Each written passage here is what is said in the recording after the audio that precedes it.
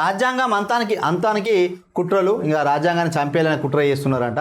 రాజ్యాంగాన్ని అంతం చేసేందుకు బీజేపీ, ఆర్ఎస్ఎస్ సహా ప్రధాని మోదీ ప్రతిరోజు పనిచేస్తున్నారని రాహుల్ గాంధీ ఆరోపించారు. ఇక రాహుల్ గాంధీ గారికి ఈయన వాస్తవానికి ఇప్పుడు ఒక 52 ఇయర్స్ దాటి ఉన్నాడు. ఈయన ఏమనంటే రాజ్యాంగాన్ని అంతం చేస్తాను అంటారు. సార్, రాజ్యాంగము అంతం చేయాలనుకుంటే మరి రాజ్యాంగాన్ని ఎన్నిసార్లు మీ ప్రభుత్వం ఉన్నప్పుడు ఎందుకు సవరించింది సార్?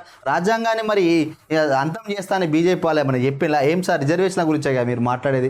ఇవన్నీ రాహుల్ గాంధీ గారు ప్రజల్లో మీ పాలనపైన నమ్మకం కల్పించండి సార్. మీరు పాలనపైన నమ్మకం కలిగించగా ఇట్లాంటి వార్తలు. ఇక్కడేమో రేవంత్ రెడ్డి, రాష్ట్రం చూస్తే రేవంత్ రెడ్డి, కేటీఆర్, తెల్లారులైతే పేపర్లకు ఇవే వార్తలు. అక్కడ చూస్తేనేమో ఎలక్షన్ ఉన్నప్పుడు ఇక్కడ రాహుల్ గాంధీ ఇట్లా అంటాడు, నరేంద్ర మోడీ అట్లా అంటారు. అప్పటి నుంచి ఇప్పటి వరకు 3 సార్లు ఈ పార్టీ ఓడిపోయింది. మరి ఈ నరేంద్ర మోడీ నిజంగా అంత పనికిమాలిన ప్రధానమంత్రి అయితే ఉంటే హ్యాట్రిక్ ఎందుకు కొట్టగలుగుతారు? మిగిలిన ఓటేసిన రాష్ట్రాల ప్రజలు అంత పిచ్చోళ్ళు అయింది.